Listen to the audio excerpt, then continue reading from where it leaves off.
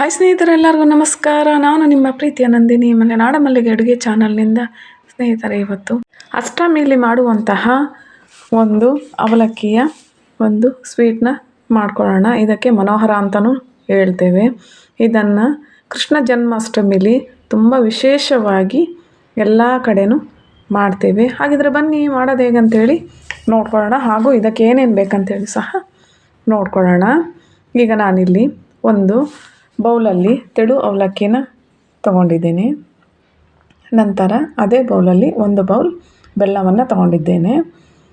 ಒಂದು ಕೊಬ್ಬರಿ ತುರ್ಕೊಂಡು ಒಂದು ಬೌಲ್ ಕೊಬ್ಬರಿ ತುರಿನ ತಗೊಂಡಿದ್ದೇನೆ. ಡ್ರೈ ಫ್ರೂಟ್ಸ್ ನಾನಿಲ್ಲಿ ದ್ರಾಕ್ಷಿ, ಗೋಡಂಬಿ ಹಾಗೂ ಬಾದಾಮಿನ ತಗೊಂಡಿದ್ದೇನೆ.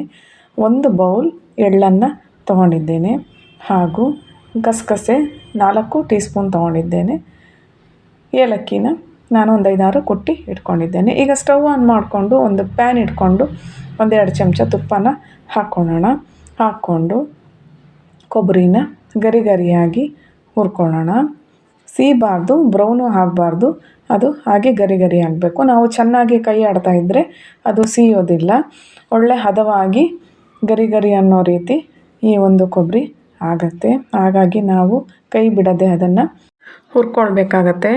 ಯಾಕಂತೇಳಿದ್ರೆ ಇದು ಮೆತ್ತಗೆ ಇದ್ದರೆ ತುಂಬ ದಿನ ಇಡೋದಕ್ಕೆ ಬರೋದಿಲ್ಲ. ಇದು ಒಂದು ವಾರನಾದರೂ ಇಟ್ಕೋಬೇಕಂದ್ರೆ ಈ ರೀತಿ ನಾವು ತುಪ್ಪದಲ್ಲಿ ಹುರ್ಕೋಬೇಕಾಗತ್ತೆ. ಈಗ ನಾನು ಎಳ್ಳೆಣ್ಣೆ ತೊಗೊಂಡಿದ್ದೆ, ಇದನ್ನು ಸಹ ನಾನು ಕೆಂಪಾಗಿ ಹುರ್ಕೊಳ್ತಾ ಇದ್ದೇನೆ. ಇದು ಬ್ರೌನ್ ಆಗೋ ಹಾಗಿಲ್ಲ. ಹಾಗೆ ಇನ್ನೇನು ಅದು ಬ್ರೌನ್ ಆಗ್ತಿದೆ ಅನ್ನೋದ್ರಲ್ಲಿ ತಗೊಳ್ಬೇಕಾಗತ್ತೆ. ಈಗ ದ್ರಾಕ್ಷಿ ಗೋಡಂಬಿನೂ ಸಹ ನಾನು 1-2 ಚಮಚ ತುಪ್ಪ ಹಾಕಿ ಹುರ್ಕೊಳ್ತಾ ಇದ್ದೇನೆ.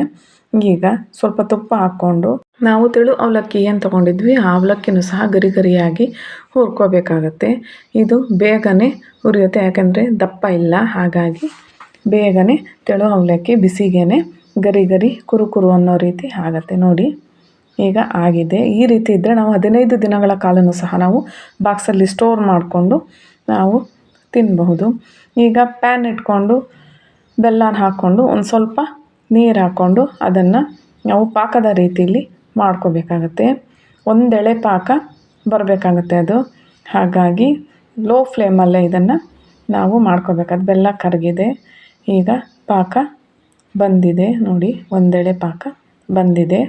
ಈಗ ನಾವೇನು ಹುರಿದು ಇಟ್ಕೊಂಡಿದ್ವಿ ಆ ಒಂದು ಎಲ್ಲ ಇಂಗ್ರೀಡಿಯೆಂಟ್ಸ್ನ ಅದಕ್ಕೆ ಹಾಕಿಬಿಟ್ಟು ಚೆನ್ನಾಗಿ ಕೈ ಆಡಬೇಕಾಗತ್ತೆ. ಗಟ್ಟಿ ಆಗುತ್ತೆ, ಹಾಗಾಗಿ ಬೇಗ ಕೈ ಆಡಬೇಕು. ಈಗ ನಾನು ಎಳ್ಳು ಮತ್ತು ಗಸಗಸೆ ಎರಡನ್ನೂ ಇಟ್ಕೊಂಡಿದ್ದೀನಿ. ಅದೆರಡನ್ನು ಅದಕ್ಕೆ ಹಾಕ್ತಾಯಿದ್ದೇನೆ. ನಂತರದಲ್ಲಿ ಅವಲಕ್ಕಿ ಏನು ಇಟ್ಕೊಂಡಿದ್ವಿ ಆ ಅವಲಕ್ಕಿನ ಹುರಿದು ಇಟ್ಕೊಂಡಿದ್ದ ಅವಲಕ್ಕಿನ ಹಾಕ್ತಾಯಿದ್ದೇನೆ.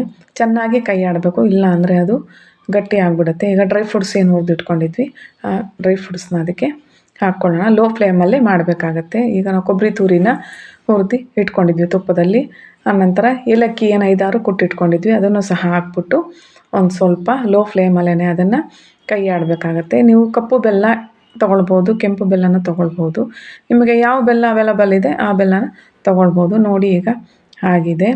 ಈಗ ಇದನ್ನು ನಾವು ಹಾಗೇನೂ ಸಹ ತಿನ್ಬೋದು, ಇಲ್ಲ ಅಂದರೆ ಇದು ಒಂದು ಬೌಲಲ್ಲಿ ಹಾಕ್ಕೊಂಡು ಹಾಲು ಹಾಕಿ ಸಹ ತಿಂದರೆ ತುಂಬ ರುಚಿಯಾಗಿ ಇರುತ್ತೆ. ಸ್ನೇಹಿತರೆ, ಈ ಒಂದು ವಿಡಿಯೋ ನಿಮಗೆ ಇಷ್ಟ ಆಗಿದ್ದಲ್ಲಿ ಶೇರ್ ಮಾಡಿ, ಕಮೆಂಟ್ ಮಾಡಿ ಹಾಗೂ ಲೈಕ್ ಮಾಡಿ. ಸಬ್ಸ್ಕ್ರೈಬ್ ಆಗಿರೋ ಸ್ನೇಹಿತರಿಗೆ ಧನ್ಯವಾದಗಳು ಹಾಗೂ ಸಬ್ಸ್ಕ್ರೈಬ್ ಆಗಿ.